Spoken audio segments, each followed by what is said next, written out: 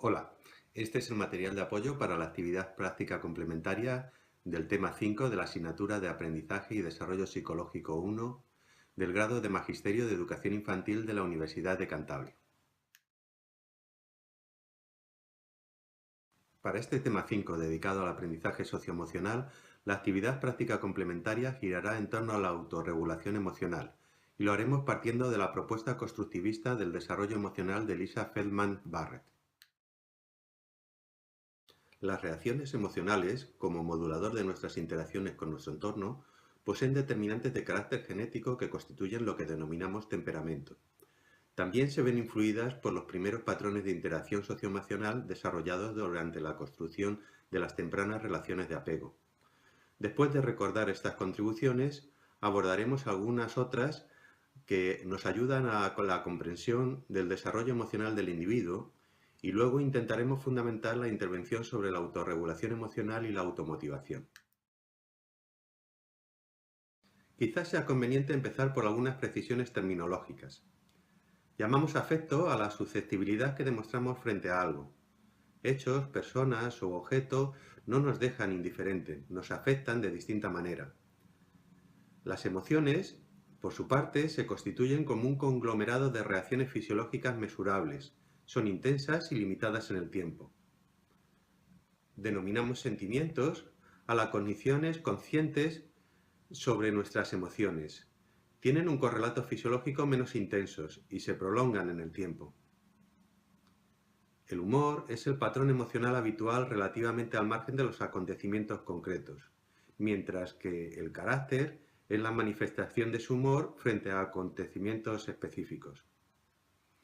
Por último, el temperamento constituye las bases genéticas de todo ello. Las investigaciones sobre el temperamento han descubierto una importante estabilidad a lo largo de la vida, aunque el número de factores considerados varían en los distintos estudios. Por ejemplo, Thomas y Chase establecieron los 9 que aparecen listados en la diapositiva, y Bush y Plomin los redujeron a los 3 que aparecen en amarillo.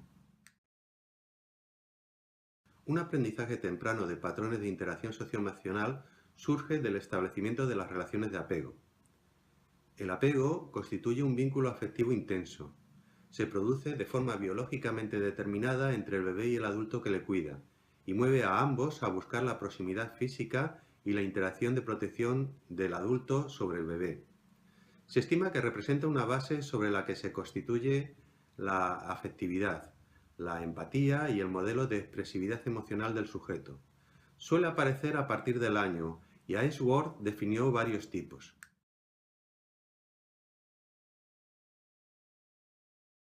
El apego seguro está presente en el 65% de los casos. Permite que el niño se muestre seguro y sociable cuando está presente la figura de apego. Si esta figura desaparece, el niño se muestra desconsolado y recobra su tranquilidad cuando ésta vuelve a estar presente. El apego evasivo o no apego es propio de un 20% de los niños. Se trata de niños autónomos y algo fríos emocionalmente. No demandan atención de la figura de apego ni se inquietan cuando falta. El apego inseguro, de oposición o resistente, está presente en un 10% de los niños. Son niños reacios a despegarse de la figura de apego y les provoca mucha inseguridad su ausencia, así como la presencia de extraños. Cuando la figura de apego se va, expresan su inseguridad llorando intensamente, llanto que no desaparece cuando dicha figura vuelve a estar presente. Entonces la miran con recelo, vigilando que no vuelva a desaparecer. Por último, el apego inseguro o desorganizado. Lo muestran un 5% de los niños, que no tienen un patrón estable de comportamiento emocional. Buscan atención y luego la rechazan, protestan, se enfadan, etc. Se estima que dificulta la construcción de un apego seguro los siguientes factores: el aislamiento, la falta de atención o las interacciones afectivas insuficientes. Las interacciones afectivas de baja calidad, supeditadas a otras prioridades que no permiten centrarse verdaderamente en plantear una relación gratificante y constructiva, las expresiones desvalorativas destinadas al niño, que son recogidas por éste como una manifestación de falta de afecto, un entorno familiar donde existen evidentes manifestaciones de emociones negativas entre sus miembros en presencia del niño, o cualquier tipo de experiencias traumáticas que le resulte difícil gestionar emocionalmente. Dedicaremos un momento a establecer algunas breves notas sobre la naturaleza de las emociones. Serer planteó que las emociones cubrían tres funciones. La primera, resaltar la importancia del estímulo, es decir, reforzar la experiencia consciente de aquello que estamos viendo. Así, si procede, la emoción focalizará nuestra atención y hará prioritaria nuestra reacción al estímulo por encima de otras demandas de la situación. La segunda, disponer al organismo para una reacción de intensidad acorde con la propia de la emoción. Así, una acción excepcional al límite de nuestras posibilidades corporales, como puede ser en caso de una catástrofe, exige una carga emocional apropiada para precipitarla. Y por último, las emociones tienen un valor comunicativo. Llaman la atención de nuestro entorno respecto a nuestra propia situación. Reflejan nuestras necesidades e intenciones y la importancia de las mismas. Es muy difícil, por ejemplo, desatender el llanto de un bebé cuando adquiere una intensidad suficiente. La investigación sobre las emociones ha establecido algunas reacciones emocionales básicas y su posterior desarrollo secundario. En esta diapositiva vemos las propuestas de Ekman y un posible desarrollo. Y aquí recordamos la propuesta de Puchik y sus distintos niveles. Las 8 emociones básicas de Puchik pueden combinarse formando diadas primarias, secundarias y terciarias, dando como resultado las emociones reflejadas en el presente cuadro. Valón sitúa la reactividad emocional como primera interacción del individuo con su entorno. Para Valón, la emoción estará constituida por el tono, la postura corporal y la actitud, y se convertirá en el primer lenguaje del bebé. La emoción permitirá un diálogo y una simbiosis afectiva con la madre, dará pie a la cognición necesaria para gobernarla y será el punto de partida de la construcción de la identidad. El factor emocional va a seguir siendo determinante durante toda nuestra vida. Tiñe nuestras percepciones, nuestros recuerdos y nuestras decisiones inevitablemente. Según los investigadores de la inteligencia emocional, como Goleman, las emociones nos conducen a decisiones y reacciones distorsionadas por motivos inconscientes. Aspectos emocionales como el autocontrol, la automotivación, el entusiasmo o la perseverancia van a ser determinantes para gestionarlas. En la actualidad, Lisa Feldman mantiene una visión crítica frente a las teorías tradicionales de las emociones. Ella piensa que no existe un origen genético universal en las emociones, como no existe un correlato neurológico específico para cada una de las enunciadas por los anteriores autores. Del mismo modo que no existe la contraposición entre emoción y cognición que planteaba Valón o anterior a él Platón o Buda o Descartes o Freud. Tampoco existe para esta autora una confrontación entre ellas como en la película de Disney Inside Out. En la concepción de Feldman, cada individuo interpreta el conjunto de alteraciones fisiológicas funcionales que le provoca una determinada situación, dándole un valor y denominándolo según sus experiencias anteriores y el código de su marco sociocultural. La persona de la imagen podíamos pensar que se encontraba en un funeral, pero está felizmente emocionada asistiendo a un discurso de Obama. Los mismos elementos constitutivos pueden obedecer a emociones contrapuestas. Y del mismo modo, la tristeza, por ejemplo, puede vivirse de forma distinta en diferentes personas, sobre todo si proceden de distintos marcos culturales. Para Feldman, construimos nuestras experiencias emocionales con elementos fisiológicos comunes, con la valoración que hacemos personalmente de la situación y las referencias socioculturales propias. Las vivencias emocionales variarán según la valencia agradable o desagradable que posean, según nos mueven a la acción o a inhibirnos, y según el grado de intensidad que tienen. A partir de estos tres factores, las interpretamos y cumplirán su función respecto a mediar en nuestra interacción con el entorno. Pasaremos ahora a hablar de la autorregulación emocional. Ese papel mediador de la emoción en nuestra interacción con el entorno, cuando dicho entorno es complejo, en ocasiones no es el más acertado. En un mundo sencillo como el de otras especies donde la cuestión es sentirse atraído por determinados estímulos o huir lo más deprisa posible de otros, las emociones son muy funcionales, pero las sociedades humanas son infinitamente más complejas y las reacciones emocionales pueden ser disfuncionales en múltiples ocasiones. Las reacciones emocionales incluyen procesos bioquímicos, fisiológicos, cognitivos y contextuales. Sobre todos ellos se puede incidir con el propósito de controlar el conjunto del proceso. Sobre los aspectos bioquímicos mediante psicofármacos, sobre los fisiológicos mediante la autorregulación que permiten las técnicas de relajación, sobre los aspectos cognitivos mediante técnicas de reestructuración cognitiva y también sobre el contexto estableciendo modificaciones en el mismo. La reestructuración cognitiva incluye las psicoterapias verbales que ayudan a reinterpretar las vivencias del individuo, rebajando las connotaciones emocionales, fortaleciendo su autoconcepto y su capacidad para decidir y orientar sus actos, y administrarse la automotivación necesaria para alcanzar sus propios objetivos.